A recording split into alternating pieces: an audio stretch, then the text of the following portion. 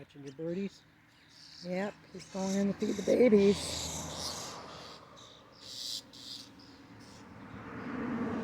So like 100 times a day he's going in.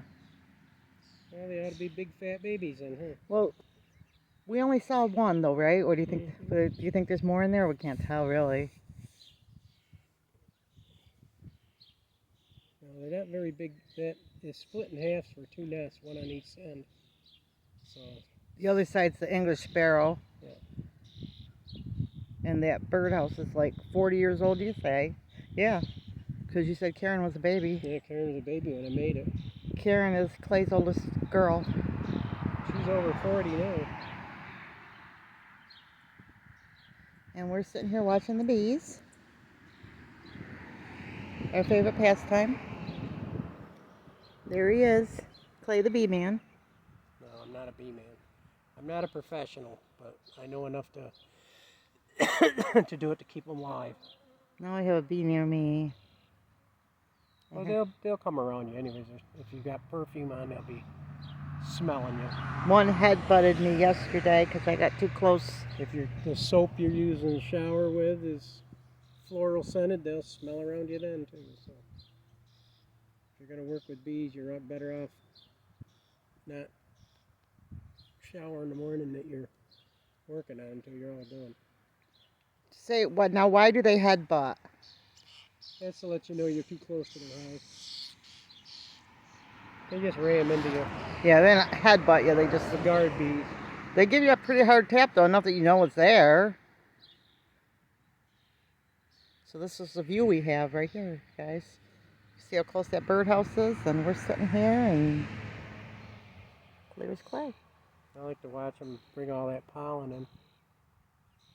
That way I know they're taking care of their brood.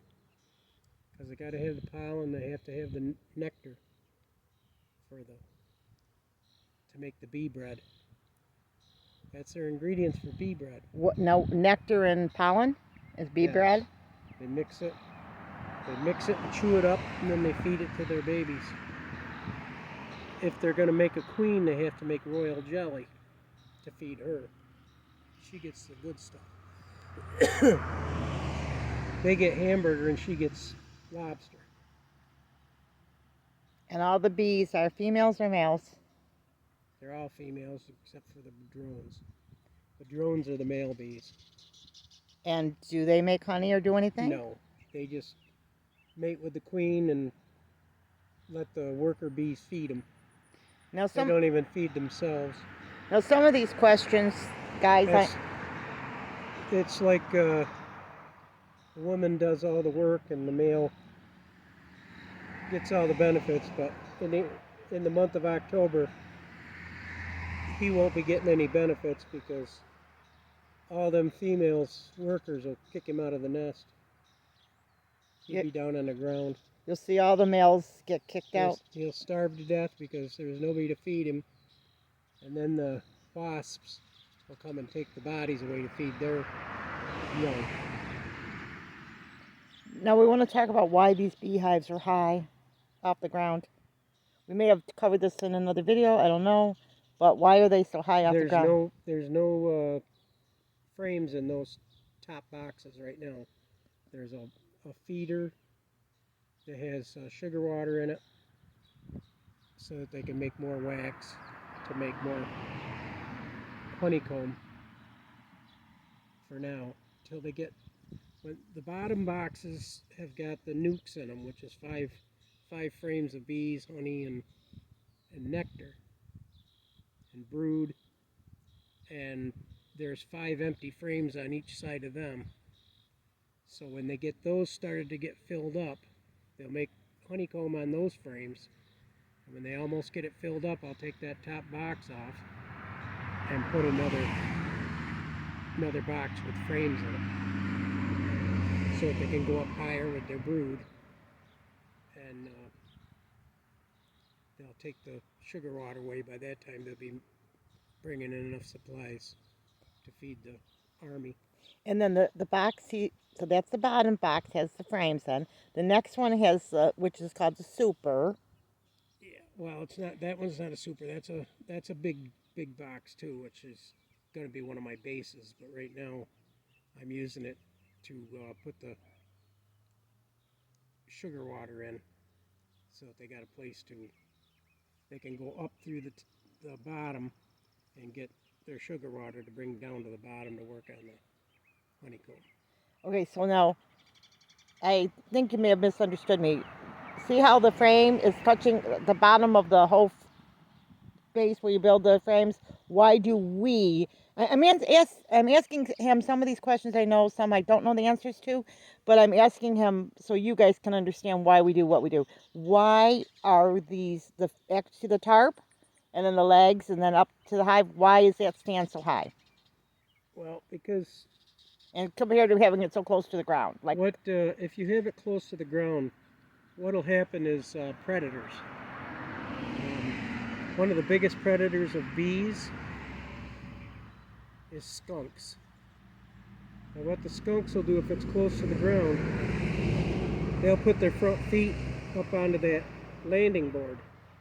And when the bees come out to sting them, they can't sting them through the thick coat that the skunks have.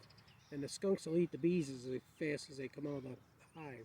So a skunk will diminish your hive very fast if she can get up there and eat the bees. This is much too tall for a skunk to get up there and eat the bees. what about mice? If it's low to the ground, come fall, the mice will chew them. If a mouse can get its head into any crack or hole, if they can get their head in there, they can squeeze their body in there too. And what the mice will do is they'll go in through the opening and they'll make a nest in there for winter. And then they'll eat up the honeycomb and that, so they got a source of food. Now, we've never had any problems at all, and we've been beekeeping. I mean, last year we missed, but about 5-6 years maybe, I'm guessing. We have never had any bugs in our hives, like, what do you call it, beetles or whatever. Hive beetles. But, I think it also helps, and I'm not saying it does. I mean, we are in the Northeast because the hive beetles being so high, don't you think, dear? Or what's your thought? Or just haven't hit us ever? Or not sure? I haven't had hive beetle problems, but we're in the hive beetle problem is they have a lot of problems with that, and wax moths in the south. They have it in the north too, but Well, if you get your bees that have been treated for mites and things when you buy them, that's what you should be asking the people that you buy your nukes and packages from, if they've been treated. well, the other thing, just because we want to give you as much information as we can, you learn by repetition. So we may go over these things again, but here's our theory on what about wrapping these guys up tight like bear in the winter? No, these hives have to breathe. If you wrap these up with insulation and cover them all up with insulation, what happens is these bees will beat their wings for heat, and they'll keep this beehive at about 90 degrees to 95 degrees. In the winter. And if you wrap them up, all you're doing is making moisture. And if anything's going to kill your bees, it's going to be the moisture. And now, do bees hibernate in the winter? No, if they slow down, but they don't hibernate. So what happens? What do they do in the winter? Well, you've got the brood in the center of the box, and you've got honey and pollen on the outside. Well, frames. what's the brood? The brood are the baby bees that are still that are hatching, and they're still in the honeycomb. So what happens to the bees in the winter? Well, they cluster into a small bowl or ball and keep the queen. Guys. And keep the queen to the center to keep her warm. And you'll lose bees. They'll often, once in a while, because bees only live so long. During the summer, where they're working every day, they don't last long. They work themselves right to death. In the winter, they're more clustered, and they've already made their honey. If you leave them enough honey, you've got to leave them Because they usually, enough honey. Because if you don't leave enough honey, they'll starve to death. and that's usually, isn't that usually what kills them in the winter? They starve to death? Well, people get greedy. I'm not saying everybody, but people get greedy just because they got the bees.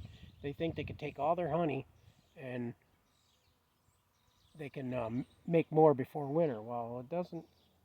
You don't have all the pollen and everything except for maybe goldenrod and things like that around here.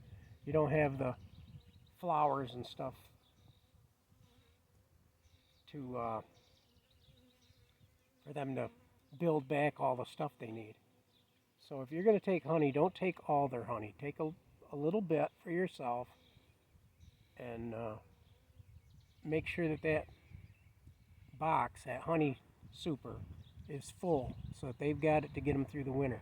Because what they do is that they're in a cluster in the bottom brood box, and as the worker bees during the daylight hours when it's sunny and a little warmer, they'll get the honey, they'll eat the honey out of the sides, which also helps insulate the hive, by the way. And they'll feed the queen and the rest each other. And as they use up that honey, they move themselves up to the next bee box. And they eat the honey and that out of there and their supplies. And if you've got a honey super on the top, then they got plenty of, by the time they get up to the top, it's getting closer to the end of winter and beginning of spring. So they're using up their resources. Now, as far as honey is concerned, too, as far as honey is concerned, if I go to the store and pick up, say, some honey at the store, how good is that honey compared, what do you think about that honey? Because some of you guys are family. All right, you look at the label, it'll say 100% honey. But that's not always true. They'll put flavoring enhancers in corn syrup. What you need to read is raw honey. 100% raw honey. And you really want to go to a regular... If it's raw honey, it will be right out of the bees. You really want to find a regular beekeeper to buy honey. Yeah, if you've got local honey is the best for you because if you've got allergies, the local honey, the bees are going to all the things you're allergic to, like ragweed or anything like that. You eat the local honey and it's much better for you for your allergies and that. Yeah, so if you're going to buy honey, the best place to buy it is from a local beekeeper to you. Yep. And honeys can taste a little different too. Oh, there's different flowers in that they use to. You can get clover honey, or the dandelion honey is really good too. They use the pollen from the dandelions, and that makes a really good tasting honey too. Just about anything the bees get is good for the honey. So you can get honey $50 a jar if you get really good honey, pure and everything, or usually... Well, it really depends on what they're feeding on. Usually the beekeeper... Some farmers will plant special flowers in fields and put the bee boxes in those fields. And the bees are eating nothing but the pollen from those flowers. Usually the going rate for a pint of honey is like $10, right? Yeah. If you're going to buy honey, that's about it, unless there's something different about it for some major reason. Well, there's no sense being greedy about it. I mean, but I'm just saying, if you're... You got to think of the bees too, because it takes 10,000 trips for the bees to make 1 tablespoon of honey. Well, just so people know too, that if you're going to go buy real honey, that's about the going rate. If you're a beekeeper and you're going to buy a nuke, it's about $160 to $170 in New York. In New York, it is to buy a nuke. Depends on where you're getting them. Yeah, depending on where you're getting them. But that's pretty much the going rate right now, which is high. But that's why a lot of beekeepers, some people have gotten out of bees or they decided to quit the hobby because it's getting expensive to have the hobby, especially if you're new. Well, it's very costly to get started because you got to buy the boxes. Unless you get somebody that's going out of business and you can get the hives and the bees and everything cheaper, you still got to buy all the suits and everything else if you're afraid to. I deal with the bees like I am, with no gloves or anything else. But you have a smoker. Years ago, they used to use cigars. Yeah, Even the women smoke cigars when working with the bees. but you use a smoker and it makes the bees go down to the bottom box while you're working up above, and you give them a little shot of smoke at the entrance, and then you take your top off and give them a little shot of smoke and wait a few minutes, because then those bees will work their way down to where the queen is. And let the queen work her way down if she's up in the second box. And then you can work with the bees. But then you want to work slowly. I've seen people pull the frames out. I've seen them pull the frames out of the center. You never pull the frames out of the center of the box. What you do is you take the outside frames, which are honey frames, you pull that frame first, and then slowly take them one frame at a time and do it really slow. That's even if you're checking your brood or your queen or anything else. Never take out of the center, because you could take a chance of rolling that queen and killing her. And queens have a go for about 30 to 40 bucks right now each time you get a queen. And the the hive sometimes the hive may not accept that queen, so that's $40 down the drain if they kill her. So And you have to be careful. And we're going to talk a lot about this stuff with you guys, and it's going to be a little bit of everything, but we don't make money. We're not in the beekeeping for money. We are in it for the hobby, and I want to just... And the flowers and the trees and the bees Yeah. themselves. But I also want to mention this too, that, like, Clay's been farming for 40 years, and he's still learning. I got with Clay, we're married, what, 10 years this year? And we'll be married 10 years. And I feel like I'm just beginning to learn all the farming stuff. And I guess I'll share this for what it's worth. I don't care who you are, what you do. Nobody's an expert, so to speak, because there's always new things like technology. It changes so quick. But you just got to stay up on it. Are you zoomed in on those? I was on them. I showed the birds too. Zoom in on the bees and let them see the pollen is on the back legs.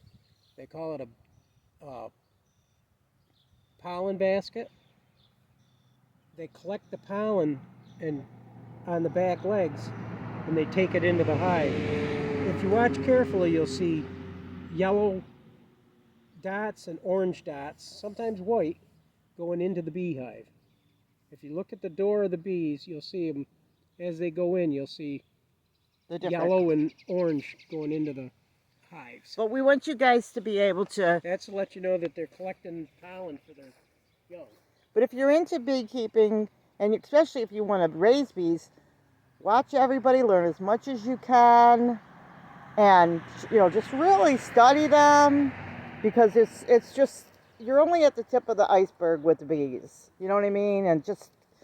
And some people have agenda. Maybe they're trying to sell their stuff. Other people just want to love bees, and then some people just, it's like anything else. You grow, you learn, you change opinions sometimes, you try it one way, and eventually you'll master it for your situation, your hives, your home, your climate, and all that. But there's a lot of great beekeepers out there. We're not the only ones, but we want to share you our perspective so you guys can see what our thoughts and where we're coming from. So, I hope you tune in often when we're doing the bee stuff, because we really want to help you. Don't we want to help people? That's our whole thing. We want to help people for free as much as we can. I'm not out for the almighty dollar. Yeah, we want to help people for free as much as we can. So if we tell you stuff, you might not have to go to Maybe you don't have to go to a bee class, or if you go to a bee class, you'll I'm know what to sure- ask. You'll know what to ask when you go. I'm sure there's a lot of beekeepers out there that's going to disagree with everything I say about it, which is their prerogative. Same with raising chickens and raising house plants or gardening. When you do it long enough, you do it your way. Don't do it somebody else's way. Do it your way. If you pick up some tips from me, and you use them and you like it, continue to do it. But make it your own. Make all this your own. You've got to. Well, it's like I was studying African violets, and I heard some advice from an old gardening couple. They said, throw out everything you learned, and basically, you take what you can. But I know that Well, I've learned a lot from just experimenting. Well, through that, I learned that the easiest and fastest way to grow African violets, even though they say don't ever get the leaves wet and all that kind of stuff, is you put them in a soda bottle, one leaf, you leave it in there for a while, and it almost always sprouts. And you can get the leaves wet, but you only can use warm water. But see, that's the stuff that as you work with your own hives, your own bees, your own stuff, your own things, you'll learn. And then, of course, we always pray and ask God for creative ideas and to help us, because He might tell us something and say, go try this or that. But that's how you learn. Otherwise, what happens sometimes, it's like, especially on YouTube, it's a cookie cutter thing. One guy hears it, another guy hears it, everybody thinks that's the way to do it. Well, maybe it's not the way to do it, and everyone's doing it wrong. And so you've got to go out there and try, and when you find something, share it, help other people. You can't take it with you, right? And if you make a business out of it or do something, that's good too. And if you're going to do something like this, you want to at least start out with 2 or 3 hives, because if you lose one, you still got the other ones to build up for the next season. You can make more splits and things like that. As we go along, we'll show some different things that we do, but you can watch other beekeepers and see how they do it, and you might like their ideas better than mine, but which is fine. I don't have a problem with that. But there's a lot of people out there that have wonderful ideas. We're still learning, and we always will be. So we like to watch all the different beekeepers and see what they're doing, see if we can learn from them. And it's like anything. Some people know one part about, maybe they know how to make nukes better, and somebody else knows how to build a hive better. Just you learn from each other, and then you master it, and then help somebody else, right, Dal? help as many people as you can. Some people, like my husband Clay, he never wears a suit. Me, I have to be all suited up if I'm getting in. I never do. I had that when I had the last bunch of bees, the good, the bad, and the ugly. I had to wear the suit with the ugly hive. They and were. I think they're still over there next to the barn. Yeah, we think we have more bees. We got to go get into those hives. But those are. I don't have to get into them right away because. Well, what happened is we thought that the bees were all gone, and then we call them the ugly hive because they're vicious, kind of. But we said, I think there's still bees over there. I thought they might have been robbers, but they're going in and out. Going in and out of that hive. So. Well, when I get everything set up over here, I can get in.